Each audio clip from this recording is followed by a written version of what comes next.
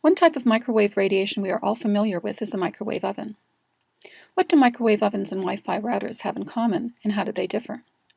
Both use the same frequency and both have the same wavelength. This is the ideal condition for heating water. They differ in that Wi-Fi routers use a much lower intensity of radiation. The radiation is not contained. It consists of pulsed waves rather than continuous waves. More about that later. And the Wi-Fi router is on all the time. For these three reasons, we should be concerned about placing Wi-Fi routers inside schools and inside our home. Students in school are exposed to microwave radiation for 6 hours a day, 5 days a week, for 40 weeks each year. That comes to 1,200 hours a year of exposure. After 10 years, they're exposed to microwave radiation for 12,000 hours. Let's put this 12,000 hours into perspective. The Interphone study was published in 2010. This study showed that adults who used a cell phone for more than 1,640 hours over a 10-year period had a 40% increased risk of developing a brain tumor called a glioma. How does this exposure compare to Wi-Fi in schools? True or false? Natural sources of radio waves are much stronger than man-made sources, so we have nothing to worry about. False. This graph shows altitude above sea level. Ionizing radiation is largely absorbed by the upper atmosphere and very little reaches the Earth's surface. The same is true for infrared radiation. Both light and radio frequency radiation reaches the Earth's surface. So we are exposed to radio frequencies coming from outer space, but these sources are very weak. That is why we need large radio telescopes to detect the energy. These microwaves are like whispers from outer space. A cell phone within 10 kilometers of one of these receivers is similar to a shout and would interfere with a signal coming from space. That is why radio telescopes often have an exclusion zone surrounding them to minimize this type of man-made interference. In 2008, schools began to install Wi-Fi routers. Here are some of the major changes in our exposure. In the past, our exposure was intermittent. Today, it is constant. The radiation is no longer limited to military bases and airports. Today, we have transmitters inside our home. In the past, exposure was limited to a few occupations. Today, infants and children are exposed. We can use the flood analogy to describe the increasing levels of microwave radiation. Low levels have no effect, but as the level rises, a few people are adversely affected. The intensity of radio frequency radiation can be measured using power density. Guidelines in various countries differ orders of magnitude, or by 100,000 units. This is unheard of for chemical toxicants and for ionizing radiation, where standards globally are quite similar. The worst guidelines are in the UK, but Canada and the United States are not far behind. Guidelines in Russia and Switzerland are at least 100 times more protective.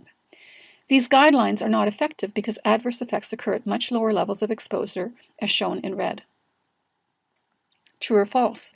Industrial-strength Wi-Fi is used in schools. True. Indeed, this is how some companies advertise their powerful wireless routers. True or false? Wi-Fi base stations constantly emit radiation. True. Wi-Fi base stations or routers in the school have multiple antennas. These antennas emit a beacon signal. True or false? The highest exposure is at the computer and at the router. True. Once the computer is disconnected from the internet, the only remaining radiation is from the router. So the placement of these routers is critical. They should be well marked in plain sight and as far away from people as possible. True or false? The more users uploading and downloading information from the internet, the higher the levels of radiation. True. And the closer students are to each other, the higher their exposure. True or false? Long-term, low-level exposure to microwaves harms rats. True. The U.S. Air Force completed a study in 1984 at a cost of $4.5 million. They exposed rats to pulsed radiation at 2,450 megahertz. This is the same frequency used for Wi-Fi. At levels well below federal guidelines for 21.5 hours daily for 25 months. The results were published in 1992 and became available on the internet in 2005. The results show that rats exposed to microwave radiation had more B cells and T cells. These cells are part of the immune system and become activated when the body detects unhealthy bacteria. The T cells alert the B cells that in turn produce antibodies to attack the bacteria. What is unusual is that this experiment was conducted under sterile conditions. That is one reason it cost so much money. Even more disturbing results were the effects on tumor growth. 3 types of tumors were identified in various organs: benign, primary, and metastatic tumors. A summary of the results are shown here in Table 2. What are the effects of long-term exposure to low levels of pulsed 2.45 gigahertz, also known as Wi-Fi radiation?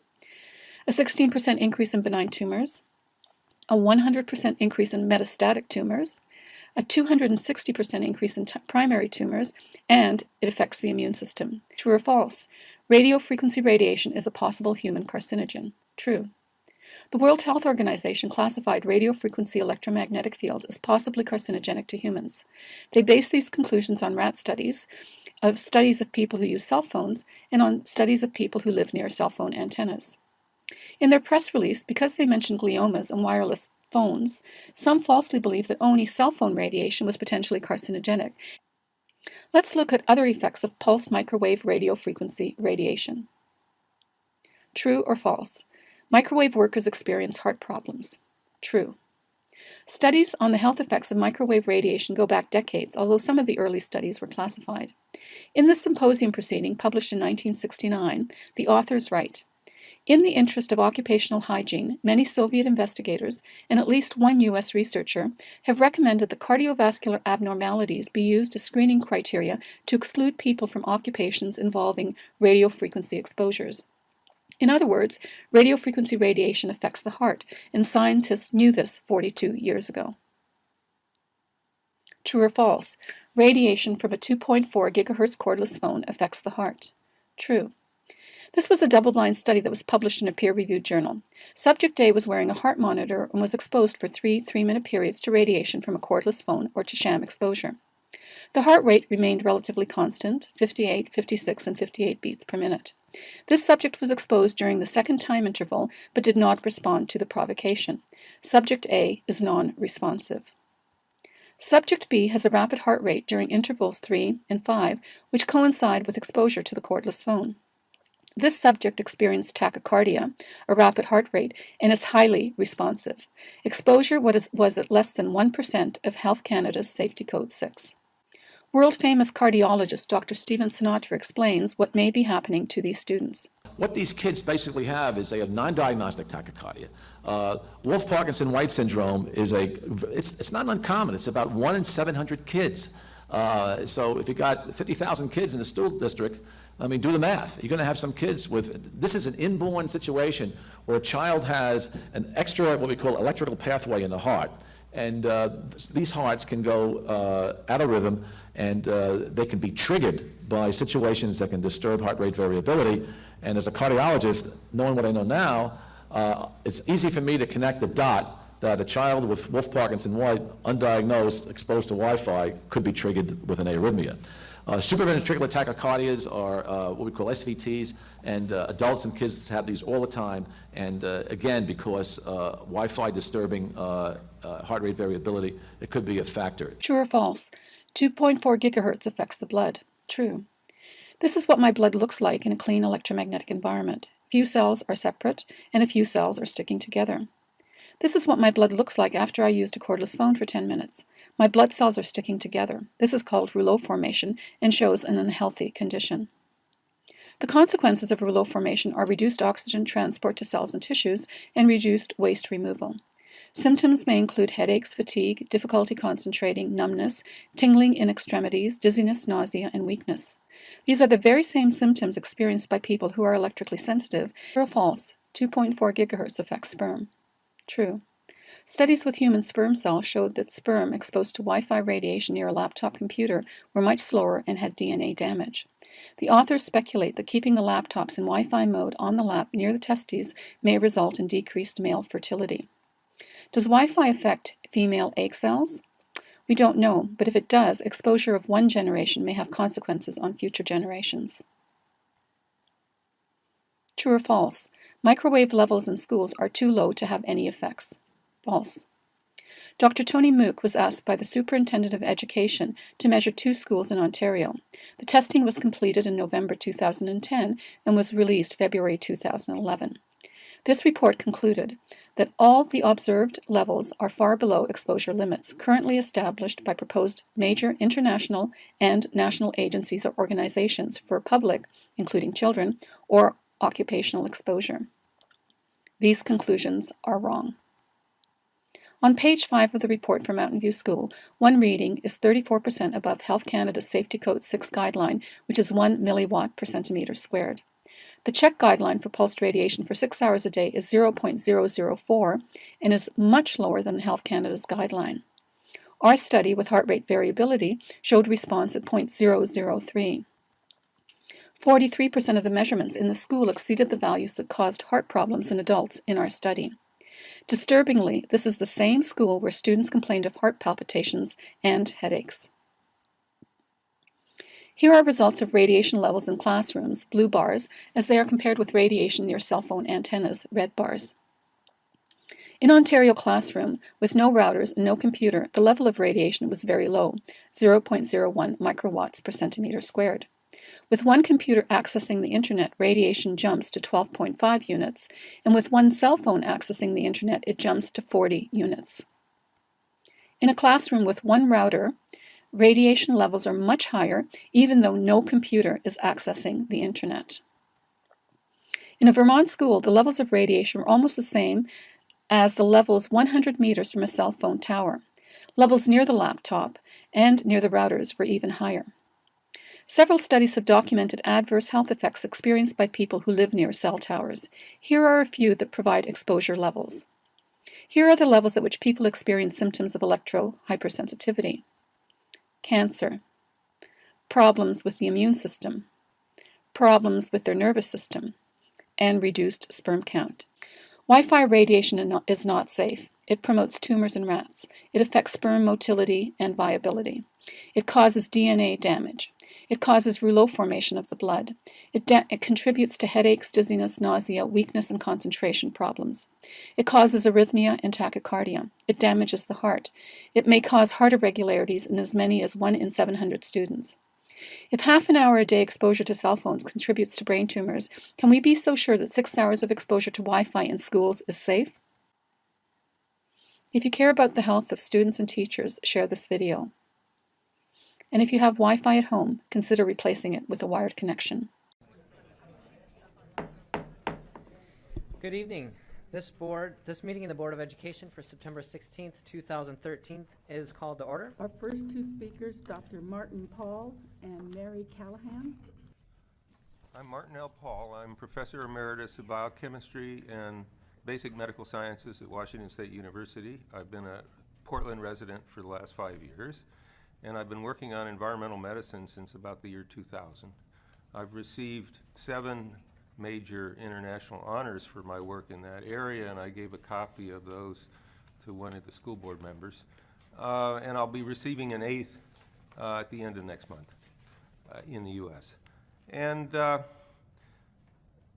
published, okay, so I'm talking about the issue of the safety or lack of safety of EMF exposures. And I published a paper on that a couple of months ago that's been a real paradigm shift. Let me just say that the situation before that paper was published is that people have been assuming that the only thing that electromagnetic fields can do is to heat things, like heating things in your microwave oven. And yet, and what we know now, and in fact there was evidence before my paper was written on this, a lot of evidence, is that that's simply not true. What EMFs do in our bodies is they work on some channels in the plasma membranes of our cells called voltage-gated calcium channels. And what they do is they open up those channels, calcium flows into the cell, and it's the excess calcium in the cell that leads to all the biological effects that are produced by EMFs. So all of the assessments of safety, which have been based on the assumption that the only thing that these fields can do is heat things, are based on a falsehood. Okay, we know that now. And let me just say that the reason we know that is because you can block these EMF effects with drugs that block those channels. Now, those drugs have lots of side effects, so they're difficult to use clinically, but they're very useful scientifically. Okay, now, when you have this situation then, where excessive activity of these channels is what the EMFs produce, then of course you immediately ask, okay, what kinds of diseases can be produced by excessive activity of those channels? And so I've just started looking at that issue over the last 2 months. I just sent a paper off making very strong arguments that autism is one of them. Why is that? Well, we know, first of all, that autism incidences have been going up very rapidly, paralleling the exposures to EMF fields, right? Everybody knows that. And there is now evidence from some studies of a mutant called Timothy syndrome that, sorry, am I 3 minutes up? Okay. Okay, so let me just say that autism's one of them. We know that. A second one is type 2 diabetes. A third one is the kind of cardiovascular disease that has to do with the electrical control in the heart. And the fourth we won't talk about. Great, thank you. Yeah. I'm Mary Callahan, the author of the Constitutional Argument in Morrison v. Portland Public Schools. I'm here to talk about legacy, mine and yours. My legacy charges me as a Hanford Nuclear Reservation downwinder survivor and as the daughter of a Marine Raider who volunteered to rescue victims of Nagasaki at Ground Zero. My legacy charges me with no less duty than the defense of another generation of innocents forcibly exposed to atomic radiation. You call it Wi-Fi. It's a cute marketing term. But wireless radiation cannot shed its radiation identity because that is what it is. While as a nuclear engineering student at the Oregon State University, I learned what the American trial lawyers now stand behind, that wireless radiation health effects are equatable to the same disease and latency as that from nuclear radiation exposure. In fact, this biggest trial lawyer association in the world, now called the American Association for Justice, just last week has thrown down the gauntlet to federal agencies in the wireless industry, that big telecom and wireless will go the way of big tobacco, of asbestos, and of lead paint litigation. Meanwhile, players like Cisco, Apple, AT&T promise any comers on school boards in local IT departments that they too can have a personal legacy building path. Just walk with us, they say, that you too can have a share of wireless pork barrel kickbacks from big telecom's gaming of the US Department of Education's e-programs. All you have to do is turn a blind eye, believe in the fable of harmlessness sold to you as a cost-benefit value-add sales pitch fed to your MBI IT guy. I call him the decider. This decider for all of you who not only has no biosciences, who has no health training, but professes in deposition on your record that he doesn't even have a curiosity about the health effects of wireless radiation, and anyway, he doesn't believe in it, as if his confession were some sort of religion for efficiency on your balance sheets. So this is your legacy. Like the emperor who has no clothes, you will have stood on the sidelines in a fable, while the wireless industry has paraded their naked untruths and misinformation, have trotted out their doubt about Wi-Fi health effects on children in schools, as if Wi-Fi is magic that floats through the air like butterflies. But Wi-Fi is not magic, and the emperor has no clothes. It took 27 years for my dad to die from Nagasaki. It took 35 years to figure out about Hanford downwinders. And Wi-Fi radiation, predicted by those who know, will follow this same latency period in disease. Your legacy will be on the wrong side of this science, on the wrong side of history, on the wrong side even of 60,000 pediatricians who have recently sent a letter to Congress begging them to stop this exposure of children to a Class 2B carcinogen, an agent the same as DDT, lead, and gasoline paint in fumes. No kid will escape this Russian roulette you are playing with their lives and their future. So why did I come today? To talk about legacy in 3 minutes or less. My legacy will stand in history. I ask the question, will yours?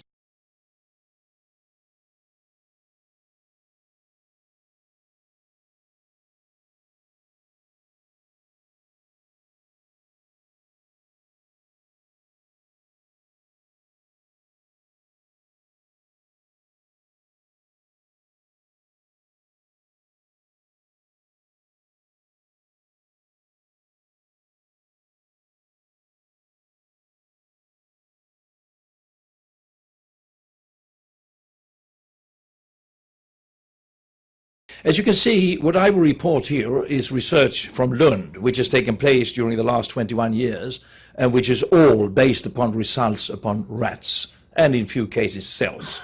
So that's the basis, that's what we look to bring it to mind. Rather long ago, I said that this was the largest experiment ever in the world, a biological experiment, and the fact is that today almost 2/3 of the world's populations volunteer as guinea pigs in this, the world's largest biological experiment. Dramatic, and there is no controlled population anymore because they're everywhere. And that's what has happened to us until very recently. Then came Sir Robert Watson Watt with his radar, and was followed by the guy who had his candy bar in his pocket when it melted when he sat with the radar, Dr. Percy Spencer, who introduced the micro oven to us. And then came the mobile phones. You said Sweden was early. The original mobile phone you can see there down to the left, that's from Ericsson 1956, but after that everything had turned into smaller and smaller and smaller devices with all these base stations. And the important message on this slide is that microwaves today is 10 to the 11th, up to 10 to the 18th times more than it ever was before 1940. We concentrated very early in Lund upon the effects upon the blood-brain barrier. Why did a neurosurgeon, I should mention that I've been a neurosurgeon since 1967, so why did a neurosurgeon go into this very odd business? And the thing was that we had read the papers by Shivers et al., the very fantastic group in London, Ontario, who were very early in this field, and they showed that the new MR machines opened up the blood-brain barrier of rats that were sneaked in during the nights in the patient's machine when the patients were not there. And I went there in order, hopefully, to be able to control chemotherapy against the gliomas, which was my major interest in my research since 1977. And my hope was to utilize these fields in a clever way in order to improve the finding of the guerrilla cells, the migrating cells from the tumors, the glioblastomas, out in the brain. And my friend, Professor Persson in radiophysics, with whom I've worked all these years, he went there because he built the first MR machine himself in Sweden, and he was interested to see if it's really true that it might be dangerous to people. Well, this is the glioblastoma multiforme, which I have been dealing with all my life almost and trying to cure. I haven't succeeded so far. Normal brain tumor, horrible tumor. It grows like an octopus in the brain. It sends its small guerrilla cell nests out into the brain. And whatever you do, even if you take away the whole hemisphere, but for the basal ganglia, there is always a continuing growth in the other half of the brain. So it's a horrible disease. My hope was then to reach these guerrilla cells by help of these fields. It didn't work out that way, but I learned a lot about these fantastic fields, which really makes a difference to rats. And we learned during the first years, we repeated what they did in London, Ontario. Then we continued with the studies with immunostaining for albumin and also for fibrinogen.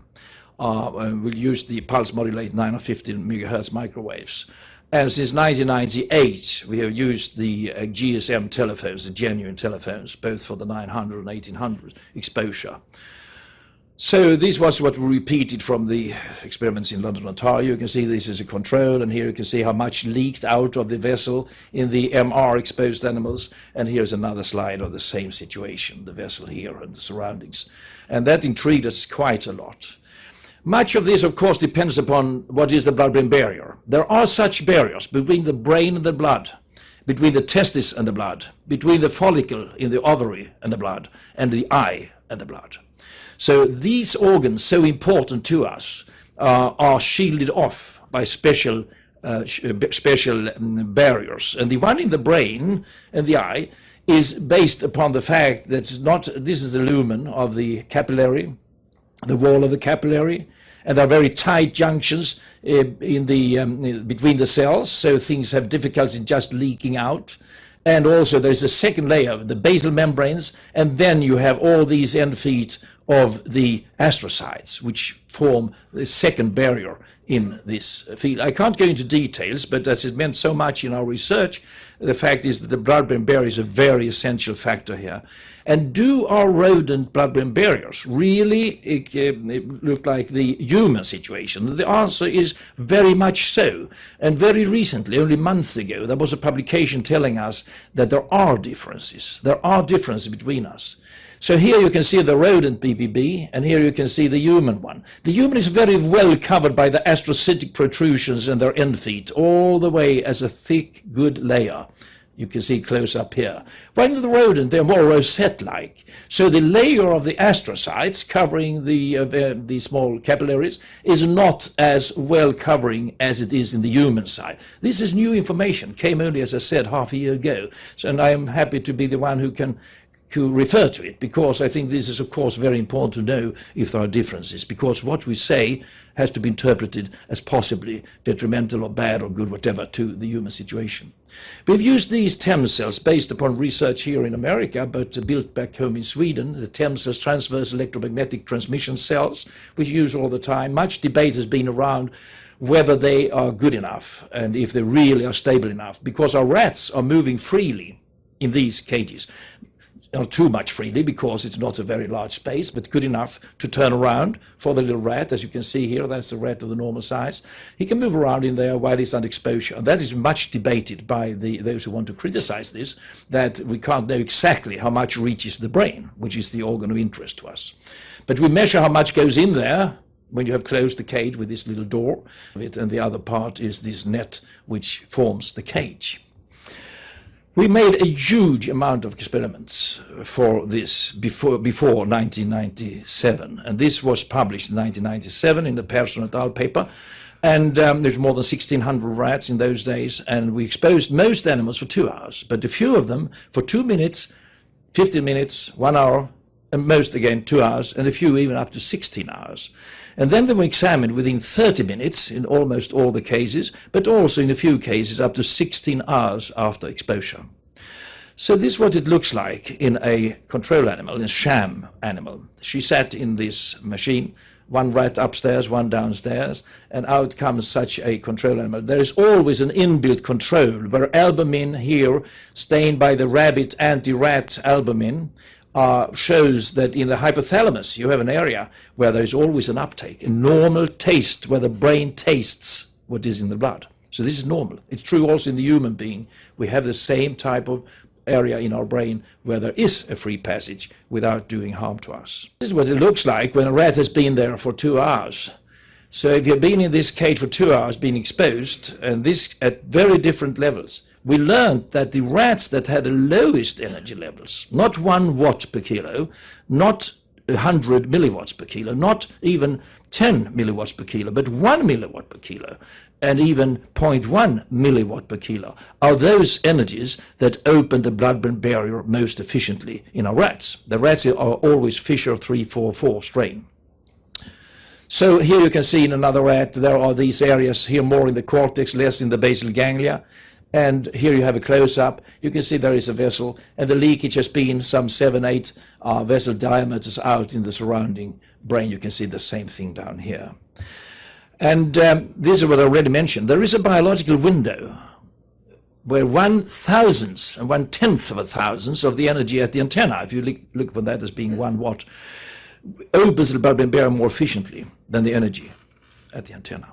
This picture is a rather complicated one, but the only one I really have. But this is what really made me very, very interested in this peculiar field, and that's why I continue to work in it as a parallel to my major studies on the brain tumors, malignant gliomas, which is really my major task of research.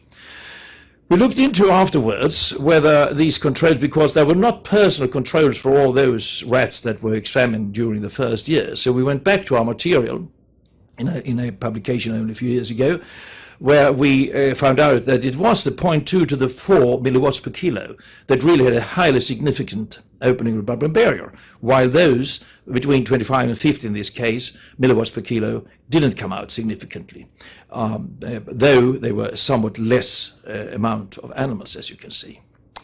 This is very much in correspondence with what the good old people here in America, Oscar and Hawkins, demonstrated in 1977 on the microwaves. Exactly the same thing, very, very low down, 0.4 milliwatts per kilo, that is corresponding to this value here. And they show that under that value, they have this inversed U-curve, which was often referred to by our old friend Rosadi as well. We have made some calculations, where in the brain do you have those energy levels that in the rat, this is the human brain, in the rat are the most efficient openers. You can see if you have 1 watt at the antenna, you have 0.1 here, 0.01 here, 0.001 here, 0.0001 here. So this is the level where the rat's blood-brain barrier is most efficiently opened. And that is in the midline of the brain. And then, of course, if you take a hands-free and took this mobile phone away, you reduce the energy by 100 times, but still having it in your vicinity reaches at least the outer areas of your brain, if I may translate my rat's findings into the human situation. And that's how we started to say there is a passive mobile phone exposure. I gave a lecture to the European Union in year 2000. I brought this forward. Its fact is that it's 1.85 meters away from the antenna that you have the energy level, which is correspondent to the one that most efficiently opens the rat's brain, blood-brain barrier. And also effects from base stations. It's 190 meters away that you have 1 milliwatt per kilo.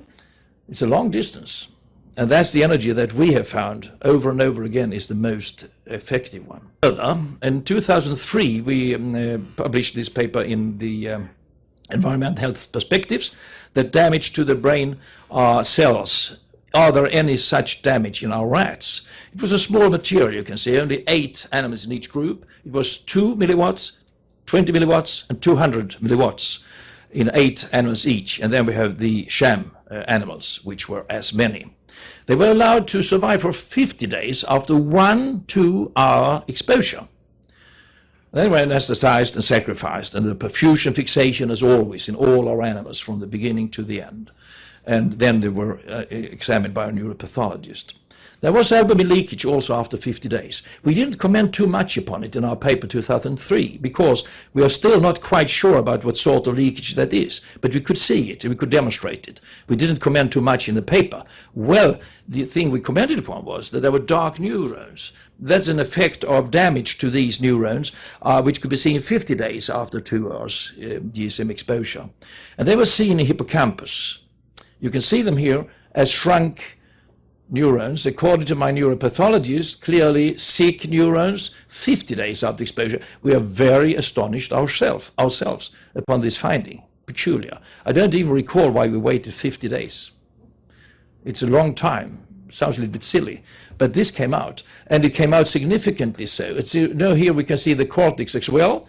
Out in the superficial part of the brain, there are also these dark neurons, whatever they mean. So up to 2% of the neurons were damaged 50 days after 2 hour exposure. And the significance came out at this level 0.002 by the crustal volleys. So this seemed to be solid information. But many people asked, of course, can that be true? Why 50 days? So we said to ourselves, let us do it again. Continue with 7, 14 and 28 days and see what happens. So we have done all that work during the years that have followed. So we have studied both the neuronal uptake and the albumin leakage in 48 animals in each group.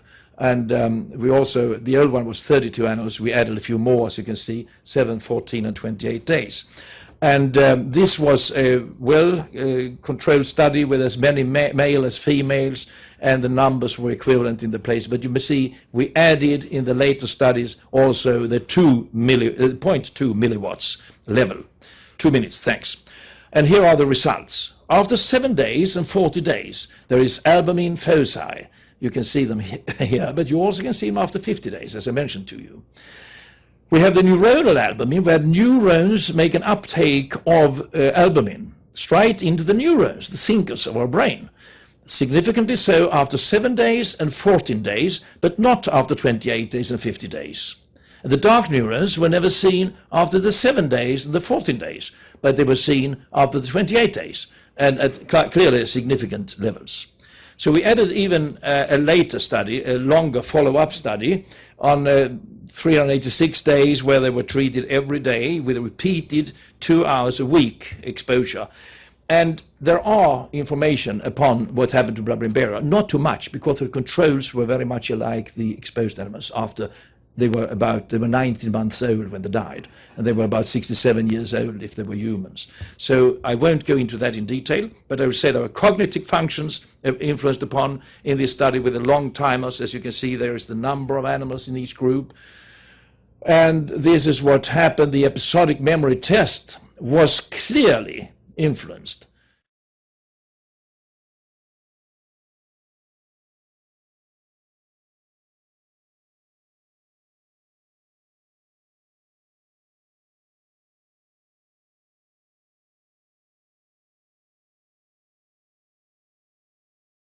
I received my training in West Germany, and as a young doctor already moved to the US because I love the United States. I passed my tests here and I've been licensed here since 1983, and I've been practicing here really since then. But I go regularly back to Europe to both teach there and to learn what's new over there that we see. Chronic mold infection, chronic parasite infestation. Those things have been extremely rare when I graduated from medical school, and now it's our everyday discovery in our patients who are chronically ill that they have these things. And so when we look deeper, what is it that has changed in the last 15, 20 years that these chronic infections have become so prevalent? And what we discovered is very simple. It's the exposure to electromagnetic fields. The only thing that parallels the exponential increase in chronic neurological illness, with the low-grade depression, the insomnia, the muscle aches and pains, and the fatigue, and the strange neurological symptoms with tingling, numbness, vibration in the body. That increases exponentially. The number of children to be diagnosed autistic doubles every 5 years now. There's no more an issue, well, are we overdiagnosing it? No, it doubles every 5 years. The only thing that parallels that increase is the increased exposure to man-made electromagnetic fields, largely in the high-frequency range. There's some exceptions that have also increased, but largely it's the high-frequency range from cell phone radiation, from the Tetra network that the police and other systems are using. The smart meters are the worst invention that we followed in the last 2 years. There's absolutely devastating consequences that I will share with you. The only development that parallels the exponential increase that we observe in neurological disease is the exponential increase in exposure to man-made electromagnetic fields. So as a neurological disease is the exponential increase in exposure to man-made electromagnetic fields. So as a scientist, we don't have to look very far, but neurological disease, Parkinson's, MS, ALS, autism, learning disabilities in children, behavioral problem in children, that's all exploding exponentially. And the only thing that fits from an environmental perspective and from an epidemiological perspective is that this is the electromagnetic waves that are penetrating our body that are responsible for this. And fortunately enough, we have good science now. Over the past 80 years, more than 6,000 research studies have been published on the biological effects of electromagnetic radiation. The majority of these studies have shown biological damage being done.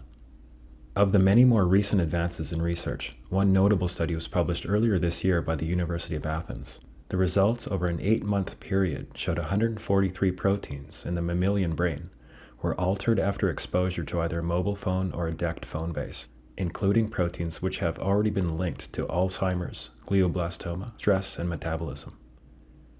Lead author Adamantia Fragipoulou states, "This study is anticipated to throw light in the understanding of health effects like headaches, dizziness, sleep disorders, memory disorders, brain tumors, all of them related to the function of the altered brain proteins." This permanently destroys and alters the manufacturing of these proteins, meaning it completely changes the human organism permanently. The DNA inside the cell is a booklet, an instruction booklet, how to make proteins.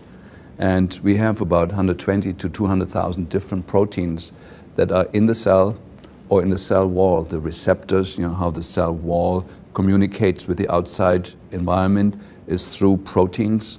And inside the cell, the manufacturing that each cell does of antibodies, of neuropeptides, of hormones, of cholesterol, of building blocks that the body needs to replace, used up body parts, that's all done by proteins.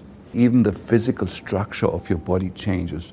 We've seen a host of people that had normal body weight for 40 years or 50 years, and suddenly their weight exploded when the phone company put up the cell phone tower 200 yards from their house, not even that close, 300 yards from their house.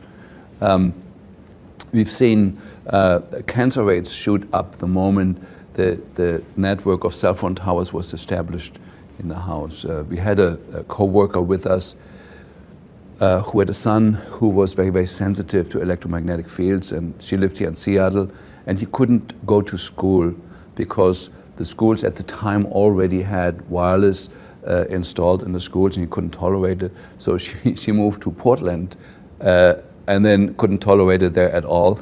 Then moved over to Ashland, which claims itself to be one of the greenest cities in the world. And then when she Googled the cell phone towers next to the home that she had rented, she found that within 200 yards, she had over 90 cell phone installations that were broadcasting into her home, and her son was virtually going nuts. And then she moved out in the country, decided on homeschooling, and the boy has been doing well ever since. So after observing like some very very clear-cut clinical situations where people were affected by the nearby cell phone tower, we became very meticulous in asking people about their homes and looking at the literature. I got certified in building biology, which is the sort of science in Germany that governs these issues, where we learn how to use different instruments to measure these phenomena in the house. And the first thing that we noticed is that the most important time in the day when we are vulnerable to the influence of incoming cell phone radiation is the nighttime, when the parasympathetic nervous system is active and the sympathetics are withdrawing. That's when the damage is done, most of the damage is done. And so we moved very quickly in telling all our patients a set of instructions. So our patients have to turn off all the fuses at night. That decreases a phenomenon called body voltage, and I think I don't have to go into this, probably explained in another part of the video. We have people have to get rid of their cordless phones, because the cordless phones broadcast a signal 24 hours a day into the rooms wherever the person can walk and have reception. That is a very devastating radiation that was also tested in this Greek study that I just mentioned. It destroys the same number of proteins that the incoming cell phone radiation does from the outside, the cordless phone at home. So since 6 or 7 years, my patients are not allowed to have a cordless phone in the house. They have to go to Radio Shack, spend $25 for a corded phone, and that solves it. So what we did then is a study where we took 10 autistic children and went back to the sleeping location where the mother was when she was pregnant with that child, and compared it with the sleeping location of a mother that gave birth to healthy children. We had 10 mothers in that group, 10 mothers in this group, and in the group of the autistic children, we found that the measurements that we got for the microwave exposure in the sleeping location of where the mother was when she was pregnant with her child was elevated compared to the group of children that were normal. If the level of water is low, at our knees or lower, it's unlikely that it's going to kill us. If it's higher, and if some of us can't swim, then we're going to end up having problems. And this is the present situation. There are some people who are exposed to current levels of electromagnetic radiation who are unable to survive. They become very, very ill. Many of them have moved away from civilization. Many of them have come to British Columbia and live on the islands where they are trying to get away, living a very, very healthy lifestyle until the radiation follows them with the cell phone antennas. One of the most recent studies that has come out, and indeed this is an early copy of it, so I don't even have the page numbers for the printed copy yet, is a study that was done by Professor Leonard Hardell, who's an epidemiologist and is one of the leading experts in the world out of Sweden, looking at brain tumors and cell phone use. And this is a very recent study where he reviewed a number of studies. I'm just going to summarize the key findings from this particular report. He found that people who are moderate to heavy cell phone users who have used a cell phone for 10 years or longer have a statistically increased risk of developing glioma, which is a brain tumor, a 90% increase in that. Acoustic neuroma, which is a tumor that affects the auditory nerve that goes into your ear, 60% increase in risk. And uveal melanoma, which is a tumor of the eye, 320% increased risk for people who use cell phones. They're ipsilateral, which means they're on the same side of the head that you use a cell phone. So if you tend to hold it against your right ear, the tumors are going to occur on the right side of your head. If you hold it against your left ear, they're going to occur against the left side of your head. In this study, he found that if you were less than 20 years old when you first started using a cell phone, your risk increased substantially, and I think the percentage is about a 500% increase for brain tumors for under 20-year users, under the age of 20.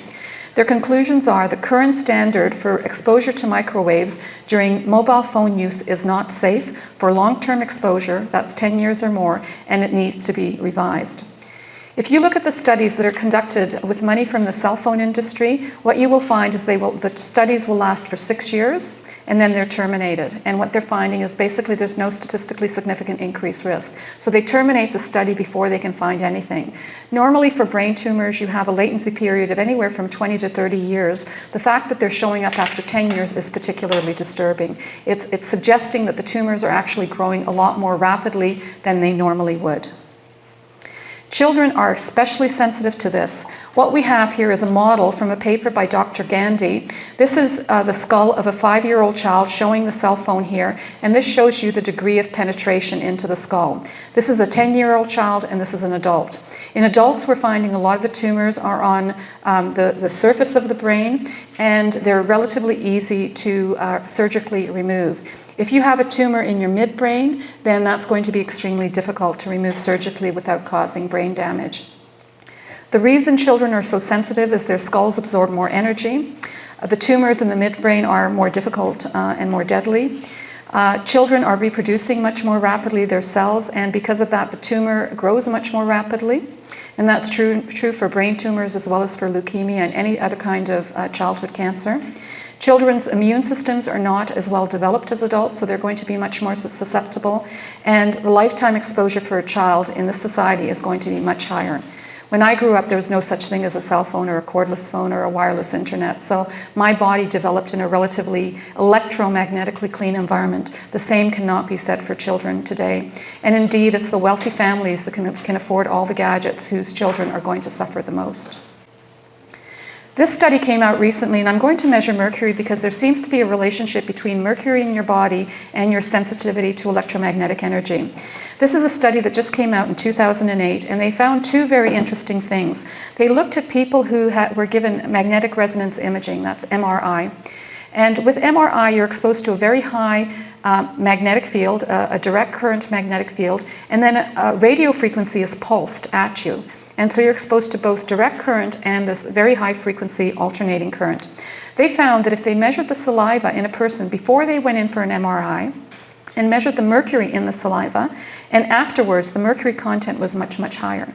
So it's believed that the radio frequency in the MRI is actually mobilizing, it's dissolving the mercury in your fillings and putting it into your saliva. You then swallow it and it becomes metabolized by your body. And so you're you're taking the mercury from a storage site, which is your filling, and making it physiologically available.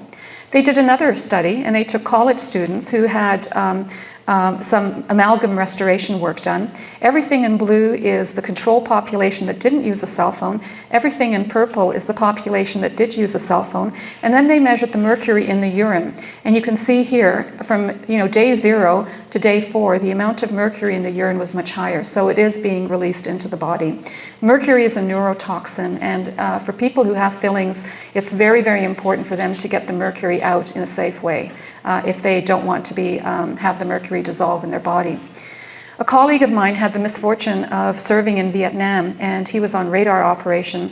And one of the things he told me is that all the servicemen who were on radar had to have their fillings replaced every 6 months because they would become loose and they'd start jiggling. And what was happening there again is that the mercury was dissolving because they were exposed to very high microwave radiation. Several countries have recognized that cell phones are bad, and they've recommended warnings. The first one was in the United Kingdom, and it was called the Stewart Report. It came out in 2000. There was a lot of media attention, but other countries didn't follow suit until quite recently. Germany came out with a warning in 2007. All of these different countries and different institutions, the Toronto Board of Health, the Pittsburgh Cancer Institute issued cell phone warnings in 2008. And the most recent is Finland with Nokia, being a very powerful industry in Finland, and they came out with a warning in January of 2009. Nothing is coming from Industry Canada or Health Canada. Nothing is coming from the Federal Communication Commission in the United States. Both of these institutions are stating that using cell phones is perfectly safe based on the current guidelines that we have. I'm going to share with you a story about some of the research that we're doing, and it's not on a cell phone, it's on a cordless phone. There's this very special type of cordless phone called a DECT phone. DECT stands for Digital European Cordless Telephony. And I have one here, and I'm going to do a quick demonstration with it. This is a phone that will radiate whether or not you're using it. So as soon as you plug this phone into an electrical outlet, it will radiate. Whereas with your cell phone, it's only radiating when you're using it, when you're speaking and it's sending the message, or when you're receiving information. People who are electrically sensitive tell me that they have a variety of symptoms, and one of the symptoms is arrhythmia. They say that they have this irregular heartbeat or a fluttering, and they're really worried that they're going to have a heart attack. And so we decided that we test their reaction. And so I've gone to a number of different communities from Colorado to California, New Mexico, Arizona, New York, California, Ontario, and we've actually had volunteers come in for testing. So we use this cordless phone, and this is the frequency that we had. It's a 2.4 gigahertz phone. Canada's Safety Code 6 guideline says that we can be exposed to 1,000 units. The units happen to be microwatts per centimeter squared for a 6-minute period. And we used, the exposure was 3, so we're well below the Safety Code 6 guideline, and we exposed people for a 3-minute period. So theoretically, we weren't harming them at all. We put on a chest monitor, so we basically measured their heart rate. It's called a heart rate variability monitor. And we had them lie down on a bed. We took the DECT phone, put it about 2 feet away. We plugged it into a live outlet, and you had this radiation coming from it. We then plugged it into a dead outlet, and the radiation went away. So we were always plugging it in. Plugging it into a dead outlet is our placebo study, so it's our reference, what we compare things to. And this is what we started getting. Every time their heart beat, we got this little spike on the computer. And the spike is the time between beats. So anything that is a taller spike means a slower heart rate, and a shorter spike means a faster heart rate. This is one of the subjects that we tested. We've now tested about 90 people. Our aim is to do 100. We tested this one subject, and here we have continuous monitoring during stage 1, stage 2, and stage 3. Each of these stages are 197 beats of the heart, so it's always standardized on the person rather than on time. And this is when we expose them to the cordless phone. And what we're trying to do is look at patterns with and without exposure. The beats per minute during this period, and this is roughly a 3-minute period, 58 beats per minute, 56, and 58. So you might say that this dropped 2 beats per minute. My guess is that that's just normal variation, and we couldn't see anything really dramatic here either as well. This is another person that we exposed. Okay, can you guess when they were exposed to the cordless phone? That's when they were exposed to a cordless phone. What happened to their heart rate? It went from 68 beats a minute to 122 instantly.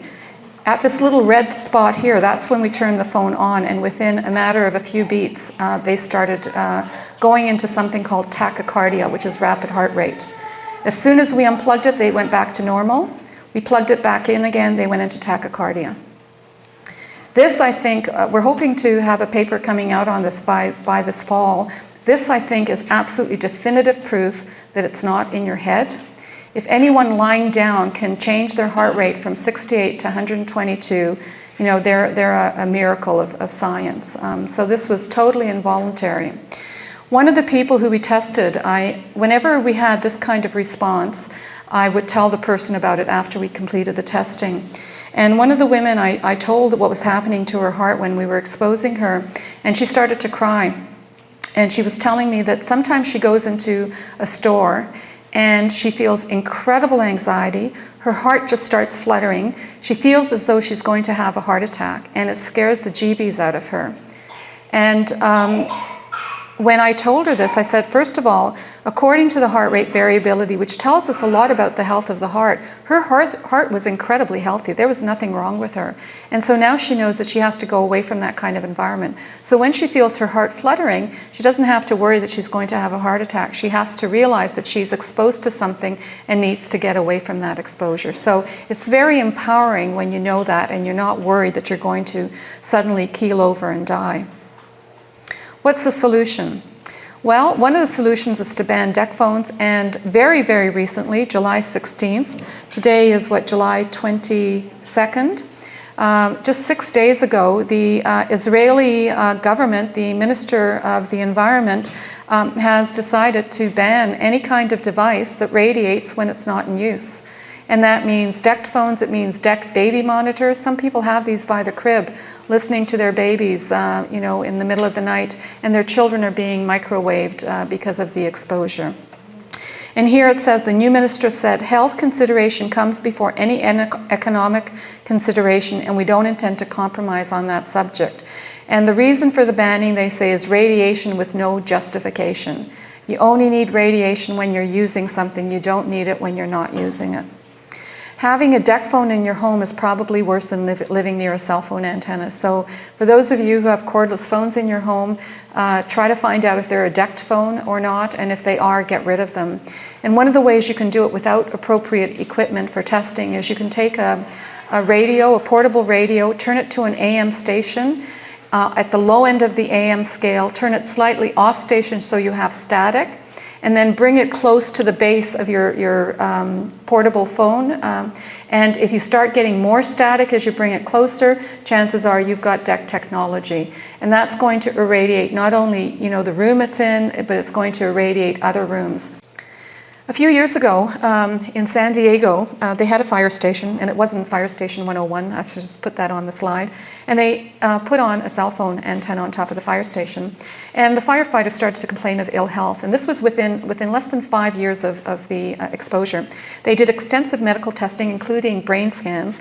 They found that the firefighters were complaining of confusion, short-term memory loss, inability to focus, migraine headaches, insomnia, brain fog, infertility, slowed reaction time, depression, tremors, and vertigo. Can you imagine a firefighter with vertigo who comes in to try to save your life from a burning building, and he gets so dizzy that he's physically ill from his vertigo? After this study was completed, some of the firefighters banded together, and they came up with a resolution that was actually passed in Boston at one of the International Association firefighter meetings. That includes firefighters from Canada, the United States, and Mexico. This is their resolution, and it has been passed. The International Association of Firefighters opposed the use of fire stations as base stations for antennas and towers for the conduction of cell phone transmissions until such installations are proven not to be hazardous to the health of our members. This is a photograph I took in Prague at a conference that the World Health Organization had, and I was just amazed at how many antennas they had. And you can see buildings, people who are living here, who are working here, who are exposed to the radiation as long as they're in the building. In Canada, we have a guideline. It's called Safety Code 6, and it's the 6-minute average thermal effects guideline, which means that they take a reading for a 6-minute period, and they take the average of that. So the reading might be going high, it might be going low. They just take the average, and if that average is below the Safety Code 6 guideline, then it's deemed to be safe. It's based on the heating of your body fluids, and the assumption is if it doesn't heat your body, it is perfectly safe. And we now know that to be totally nonsense. The guidelines in Canada are 1,000 microwatts per centimeter squared. The Russian guidelines are 10. And the best guidelines we have in the world come from Salzburg, Austria, and they're 0.1. Liechtenstein just adopted the 0.1 guideline as well, and they were threatened by the cell phone industry, and the government said, we care more about our health than we care about the money that you bring into this country. So they've taken a very powerful stance. This is one of the Spanish studies that was published in 2002, and here what we have, and everything in red, is within 10 meters of a cell phone antenna, all the way out to 300 meters in black. The height of the bars tells you the percentage of respondents experiencing symptoms very often. The first symptom is fatigue. 70% of the people who lived within 10 meters or 30 feet of a cell phone antenna experienced fatigue very often. That dropped to 27 who were at a distance of 300 meters. And if you look at these symptoms in order, the first one's fatigue, followed by sleep disturbance, headaches, feeling of discomfort, difficulty concentrating, depression, memory loss. Remember, these were the same symptoms the firefighters complained about in the firefighters study. Visual disruptions, irritability, hearing disruptions, very often a buzzing in the ears or a tinnitus type of effect. Skin problems, cardiovascular, and it goes on. I don't call this electrohypersensitivity, I call it rapid aging syndrome, because that's what the symptoms resemble. It's as though you're aging. And that's very often how people say, well, I'm only aging, or I'm under a lot of stress, and so these symptoms are quite normal.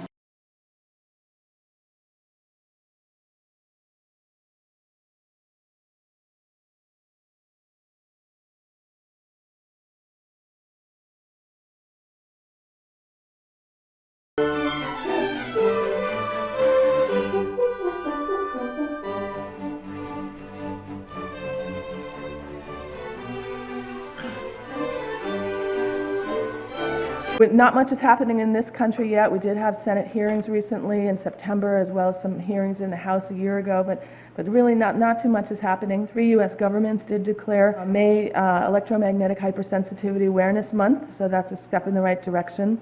A lot of local governments and school districts are starting to agitate on this issue, and the LA Unified School District has called for a repeal of Section 704 of the Telecommunications Act, which Mr. Seymour will be talking more about later, which took away state and local governments' rights to limit this kind of exposure. The European Parliament is a sign of hope. They have taken a very strong stand on this issue, and last April they voted overwhelmingly recommending that precautions be taken to protect health from cell phones, Wi-Fi, routers, and the like. France has just banned cell phones in primary school, and they're also requiring manufacturers to come up with a phone that doesn't have the ability to put it to the head. It won't have a speakerphone, it will just have a texting ability to appease parents who say they need to be in touch with their children. Some other interesting tidbits: the Paris library system installed a Wi-Fi system, and people were having difficulty concentrating, getting different sorts of irregularities, and they ended up having to remove it. In the UK, there's a teachers' union of 38,000 teachers that are pushing to take Wi-Fi out of schools. Lakehead University in Canada became the first university to ban Wi-Fi on the campus.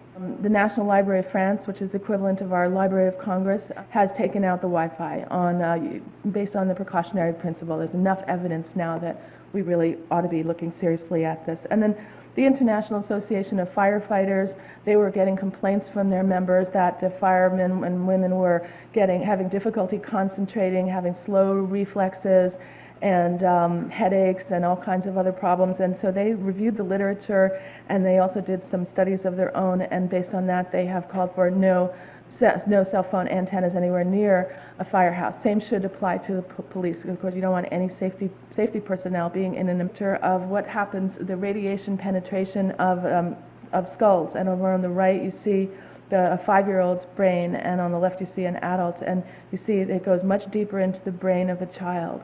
And so many countries around the world are starting to issue precautions on the use of this kind of technology for children. The Russians have recommended that children under 18 not use a cell phone at all. And other countries such as the UK, Israel, Belgium, Germany, Finland, and India have all issued warnings that children should curtail their use of these technologies. Suffice it to say that industry's own research going back to 1999 showed a statistically significant link with brain tumors. And subsequent independent and industry research also shows a link. So here's an example of some of the things that we're up against. When a recent meta-analysis of cell phones and brain tumors came out, it was done by a Korean team. The first headline on Reuters that day was that it says, "Study charts link between mobile phones and tumors." And it says, a subheading was, "High-quality studies often show potential cancer link. Industry-funded studies most likely to show no link." Okay, that was at 4 o'clock. A couple hours later, if you go look for the story, they've changed the subheading. It's the same story, same title, and same story by the same journalist, but the subheading has changed to, "It found no significant association between the risk of tumors and overall use of mobile phones, including cellular and portable phones." Our FDA is also a point of resistance. Despite all thousands of studies showing biological effect, here's what they say about the non-thermal effects. They say, whereas high levels of RF can produce health effects by heating tissues, exposure to low-level RF that does not produce heating effects causes no known adverse health effects. Dr. Blank will address the truth of that statement in a moment. And then on children and cell phones, they say the scientific evidence does not show a danger to any users of cell phones from RF exposure, including children and teenagers. This is in great contrast to what the statements are from other countries around the world, including the EU, and here are a few of the EU's recommendations. They're calling for increased communication about the potential health hazards of wireless technologies, funding for a wide-ranging awareness campaign aimed at young people, a review of the scientific basis and adequacy of present exposure guidelines, and that certain establishments be wireless free, and that includes schools, daycare centers, retirement homes, and healthcare institutions. So we stand in stark contrast to what other governments are recommending. So I thank you very much for being here and listening to us today. I'm going to turn it over now to Dr. Martin Blank from the Department of Physiology and Cellular Biophysics up at Columbia Uptown, who is a leading expert in this field and the former president of the Bioelectromagnetic Society. And if you would like to get more information on this, go to electromagnetichealth.org. There's a tremendous amount of information there, and most of it is totally free, and you can really get up to speed fast. Also, on your way out, if you'd like to take a book, we're offering anyone who came today a free book of a Public Health SOS, The Shadow Side of the Wireless Revolution. We've also got some copies of a great summary of the situation from the American Trial Lawyer magazine that came out in the fall of 2008 that I thought you all would be interested in. So thank you. Dr. Blank. Let me tell you first about electromagnetic fields. Now we come to RF, radio frequency broadcasting. It's the same sort of range that you're dealing with cell phones. This is a study that was done in San Francisco. Sutro Tower supplies the radio power for much of San Francisco, if not all of it. It's certainly a large region of it. And you've got FM, TV, UHF antennas, and this study was done over a long period of time where there was an analysis of the cancers, all children's cancers in that population that were exposed. And you see the graph I've included here shows the risk ratio as a function of distance from the antenna. And it makes sense. The further you're away from the antenna, the lower the risk. But yet, if you take a look at the area there above at 3 kilometers, which is just 2 miles, I shouldn't say just, it's already 2 miles from the antenna, you get a risk ratio that's above 5. In other words, you've got 5 times greater rate of cancer among children than you would expect if you were living away from, miles and miles away from it. Now, the interesting thing about this study is that the people doing the study measured the amount of energy that was coming out at that particular distance. And the energy that they measured, which was 1 microwatt per centimeter squared, is 1,000 times lower than the accepted safe rate. In other words, instead of 1 microwatt, the rating agencies say you're allowed 1 milliwatt per centimeter squared, and it's still considered safe. This is 1 microwatt, 1,000 times lower. So this is to show you how far out of whack these kinds of rating agencies are in connection with the real data that exists in the real world. Probably more relevant to most of you is the cell phone data, because this is something that people seem to be unable to go without. And yet you see that there's an increase in the OR, the odds ratio, for people who use cell phones. And you see that the odds ratio means that you go up to 2.7 or 2.1. You double your risk of gliomas. Now, gliomas are malignant brain tumors. Now, the interesting thing, if you look at the very bottom, the highest risk occurs when you start using a cell phone before the age of 20. And then it jumps to 5 times the rate. Now, can you imagine all young people who start using cell phones keep on using this? And this is just, they haven't been using it long enough yet to start seeing this huge increase in the rate. And people who know statistics, and who, the man who runs the brain registry in the United States out of Berkeley has predicted that it's very likely that there'll be a huge takeoff because of the slow rate at which cancers develop. So that most cancers take a long time to develop. And one of the surprising things about the current incidence of cancer is how early it is showing up. And I think it's a very important warning sign. Now, cancer is something that it's a dread disease, but we have an idea of how it develops. And we know that it develops as a result of mutations in DNA. And we know that ultraviolet and X-rays cause these mutations, and as a result, these mutations are carried along and they are eventually start the process. Now, one of the things about DNA is that we've learned an awful lot about it in the last few years, well, I should say the last 50 years. It's been a real revolution in biology. And as a result, we can learn more about what the effects of EMF are on DNA. And if you look at the very bottom, you'll see that the stress response is something that we've been able to study in our labs up at Columbia, down at Columbia, at Columbia in the medical school. We've been able to analyze to find that DNA is activated by very, very weak fields, as weak as the ELF fields. This is a picture of DNA. DNA is a long molecule. It's about 2 meters long, and most of us are not 2 meters long, and each cell has this DNA in it, and in order for it to fit, it's all crunched up. The DNA has got a lot of negative groups, and so it interacts with histones, which is a special kind of chemical that's positively charged, and together they form a compact ball, and they pack together inside the nucleus. But the DNA doesn't stay that way. I mean, when I grew up, I was taught biology that the nucleus is solid. It's there all the time. It contains the genetic information, and it's immutable. And things don't change. But the DNA is active all the time. It's making new proteins all the time. The way it makes new proteins is that it comes apart. These two chains down at the very end, the double helix, those lines that join it are chemicals called bases. And the bases contain a code that enables the cell to make particular proteins. And it's these proteins that are being made all the time to replace things that are needed. When damage occurs, this DNA cannot do the proper job. And it's this kind of damage that leads eventually in some way to the diseases that we refer to as the cancer diseases. By the way, cancer is not a disease. It's many kinds of diseases and of different kinds.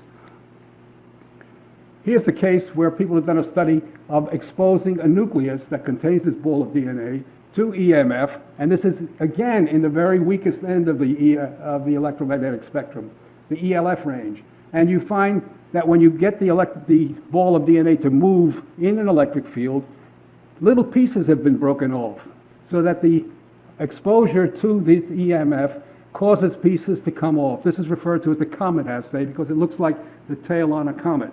And there have been many studies, and you see that as low as 0.35 Gauss or 350 milligauss will cause this DNA to break. But we can cause the DNA to come apart and start making new proteins with the stress response. Now, the stress response is a response that cells make to let the body know, to let the cell know that it's in danger.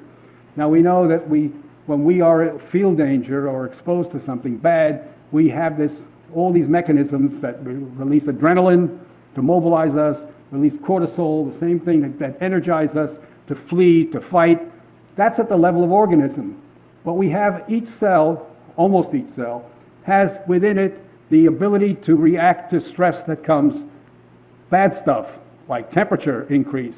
We should all be at the same temperature, at 98.6 inside. We should have the right acidity. We should not be exposed to bad chemicals. When that happens, the stress response is activated. It's a signal. The cell is telling you, we've got to mobilize our resources and do something good. Well, when EMF hits the cell starts responding with the stress response. The stress response tells you that the cell senses it as something potentially harmful.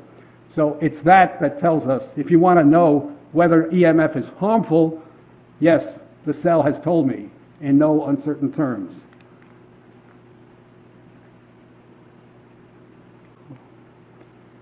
We've been able to understand a fair amount about how this DNA comes apart in terms of reactions that we have studied. And I just went over rather quickly a group of reactions that I had down there to show you that they occur at very, very low levels. But I wanted to get to this, which is a picture of the DNA that's involved in activating the stress response. We can actually analyze the DNA that responds to the EMF field. And we can find out that there are pieces of the DNA that respond specifically to EMF.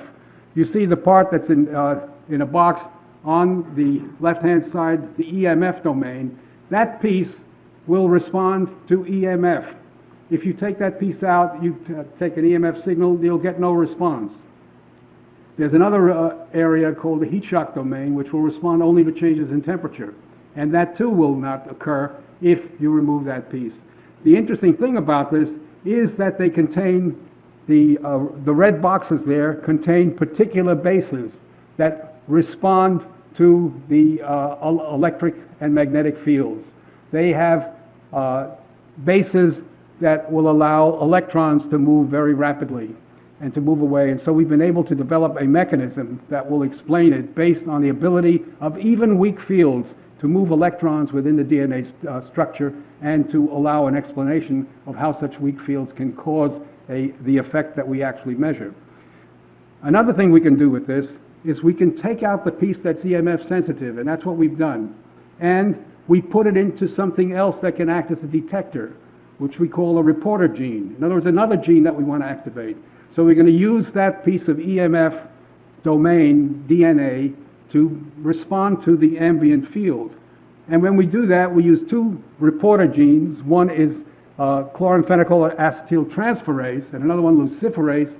And we show you with the tall red columns there that we get a response. In other words, we've been able to take a piece of DNA that's EMF sensitive, put it into something else, and get a response out of it, which means that we have identified the piece that is EMF sensitive in the DNA. And by the way, Columbia University has the patent on that, and someday someone may want to use an EMF switch in a device that wants to be used internally. So this would be a very effective way of doing that sort of thing. Now, these kinds of results that I mentioned to you are just a few of the results that tell you that EMF is an important, has important effects biologically. And these were assembled in the Bioinitiative report, the pathophysiology report, and the European Parliament was able to go over these things and act independently of the rating agencies and say that something must be done to bring the standards that exist into line with the science that has been developing. So let me pull this all together and summarize it by saying that EMF is linked to many health risks that we find across the entire spectrum: ELF, RF, and including ionizing radiation.